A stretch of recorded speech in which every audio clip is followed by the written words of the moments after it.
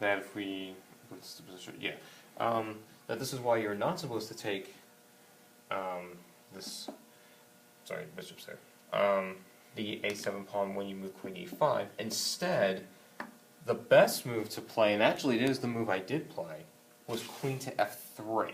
Now this does a couple things. One, it basically says, okay, I understand you would counterplay, it's not just, and I'm going to move the queen back to defend myself. Not only that, it prepares a kingside attack, and it also protects the kingside a little bit, because now knight to g4 is no longer possible.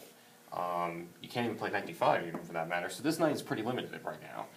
The queen, this attack, you know, okay, big deal, I'll just play g3, you know, who cares?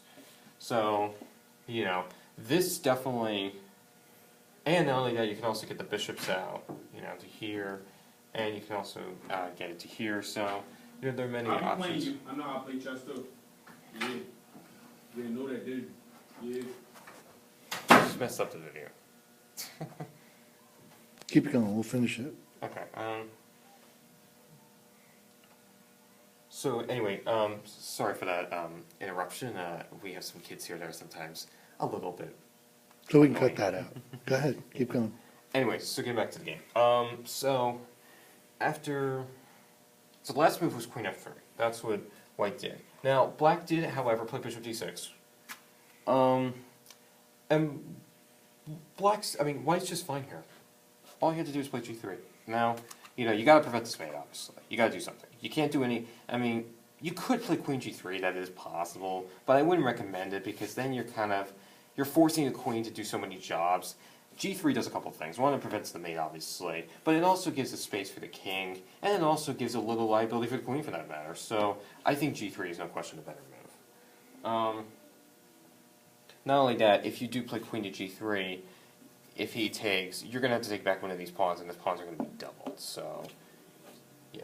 All right. So, bishop to B4 was his move, and now white goes for it. Bishop to F4, and now white is fully developed. It took a little while, but he is now fully developed. He's up a pawn, he's fully developed, and white's better. There's no doubt about it, because white just has all the counterplay for a pawn. And this is a very common theme in the French Steiner, is that a lot of times black will get nervous and be like, oh yeah, you know, this guy has no idea what he's doing, he's playing the stupidest opening ever, when actually they think that anything is just going to work, when actually there are only a few things that they can do to possibly survive. So, yeah, but even top players screw up in this position. It's not an unusual thing. So, after bishop to, what was it? Bishop to f4 was the last move. He played queen to e6. Now, I mean,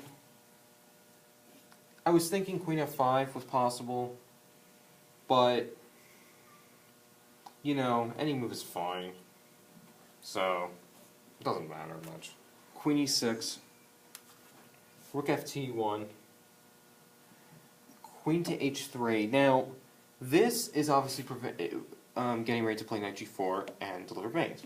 Obviously, that's avoiding queen g2. That's pretty simple. And by the way, another thing to note, that not necessarily in this opening, but in general, that the more you trade off pieces for white, because you're up in material, the more it's going to benefit you. Because the closer you get to an endgame, if you're up in material, the closer you get to an endgame, the more it's going to be harder and harder for your opponent to defend the position. So any queen trade, any trade at all for that matter, unless you lose the pawn, unless you lose material, is going to benefit you.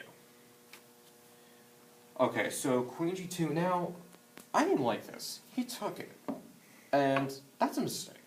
Because again, leading to an endgame is going to benefit me. Because now, as time goes on, you get more